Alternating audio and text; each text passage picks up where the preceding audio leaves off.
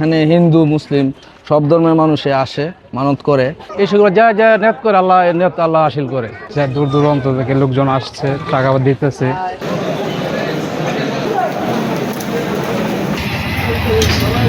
কিশোরগঞ্জের ঐতিহ্যবাহী পাগলা মসজিদের ১৩টি লোহার দানবাক্স খুলে ৬ মাসে মিলেছে ৪৩ বস্তা টাকা।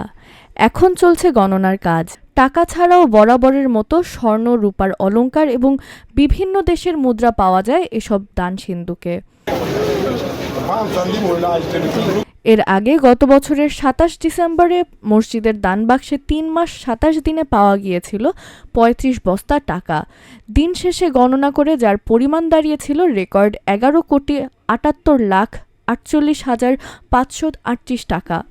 এছাড়াও পাওয়া গিয়েছিল বিপুল পরিমাণ স্বর্ণ, রূপার অলংকার ও বৈদেশিক মুদ্রা। আজ শনিবার ২৭শে জুন সকাল ৭টায় কিশোরগঞ্জের জেলা প্রশাসক ও পাগলা মসজিদ পরিচালনা কমিটির সভাপতি সোহানা নাসরিন এবং অতিরিক্ত পুলিশ সুপার নাজমুস সাকিব খান উপস্থিতিতে দানবাক্সগুলো খোলা হয়। এ সময় বিপুল সংখ্যক পুলিশ, আনসার ও অন্যান্য আইনশৃঙ্খলা বাহিনীর সদস্যরা উপস্থিত ছিলেন। পরে ৪৩টি বস্তায় ভরে এসব টাকা নেওয়া হয় ওই মসজিদের দোতলায়। মেঝেতে ঢেলে মাদ্রাসায় প্রায় ৩০০ জন ছাত্র, শিক্ষক ও রূপালী ব্যাংকের ১৩০ জন কর্মকর্তা টাকাগুলো গণনা করছেন। টাকার নিরাপত্তায় রয়েছে পর্যাপ্ত আইনশৃঙ্খলা বাহিনীর উপস্থিতি। দিনভর গণনা শেষে আজ সন্ধ্যায় টাকার পরিমাণ জানা যাবে বলে জানিয়েছে মসজিদ কর্তৃপক্ষ। জনশ্রুতি রয়েছে প্রায় ২৫০ বছর আগে পাকগোলবেশী এক আধ্যাত্মিক পুরুষ খরস্রোতা নরসুন্দা নদীর মধ্যস্থলে মাদুর পেতে ভেসে এসে বর্তমান মসজিদ এলাকা জেলা শহরের হারুয়ায় থামেন।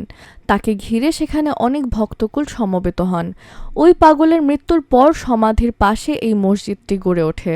পরে কালক্রমে এটি পরিচিতি পায় পাগলা মসজিদ নামে।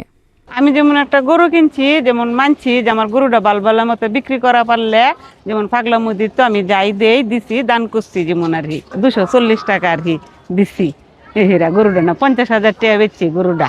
আমরা আসছি, মানত ছিল। এখানে হিন্দু মুসলিম সব ধর্মের মানুষে আসে, মানত করে, মনোবাসনা পূর্ণ হয়। এই কারণে আসা, আমরা এটা বিশ্বাস করি, এই কারণে আমরা আসছি।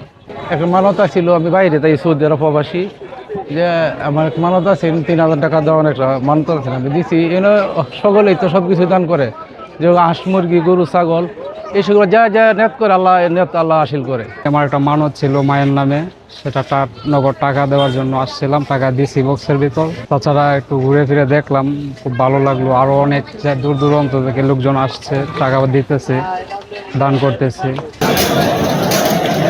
সর্বশেষ ২৭ ডিসেম্বর ২০২৫ তারিখ দান বাক্স খোলা হয় এবং আজ থেকে ঠিক ৬ মাস পূর্বে খোলা হয়েছিল। সেই সময়ে প্রাপ্ত টাকার পরিমাণ ছিল ১১,৭৮,৪৮,৫৩৮ টাকা, যা গণনা শেষে রূপালী ব্যাংকের পাগলা মসজিদের অ্যাকাউন্টে জমা করা হয়। এছাড়াও সে সময়ে প্রাপ্ত স্বর্ণ, রূপা এবং বৈদেশিক মুদ্রা সিলগালাকৃত অবস্থায় জেলা ট্রেজারিতে জমা রাখা আছে।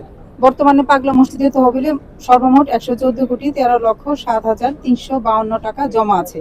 এছাড়াও আপনারা জানেন যে পাগলা মসজিদের একটি ওয়েবসাইট ডেভেলপ করা হয়েছে, যার মাধ্যমে যে কোনো জায়গা থেকে টাকা অনলাইনে মোবাইল ব্যাংকিংয়ের মাধ্যমে দান করতে পারে। ইতিমধ্যে এই ওয়েবসাইটের বাংলা ভার্সনও লাইভ করা হয়েছে।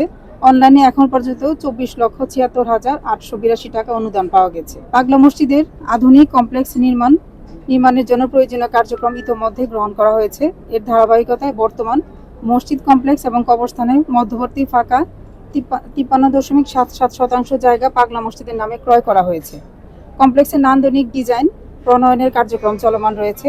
এছাড়াও পাগলা মসজিদে আগত মুসল্লিদের জন্য পাগলা মসজিদের বাইরের অংশে পাবলিক টয়লেট নির্মাণের কার্যক্রম চলমান আছে।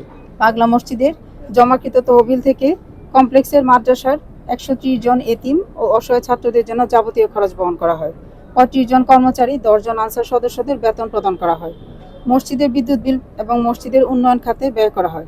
এছাড়াও জমাকৃত টাকার লভ্যাংশ হতে কিশোরগঞ্জ জেলার দরিদ্র রোগীদের চিকিৎসার জন্য অনুদান প্রদান করা হয়।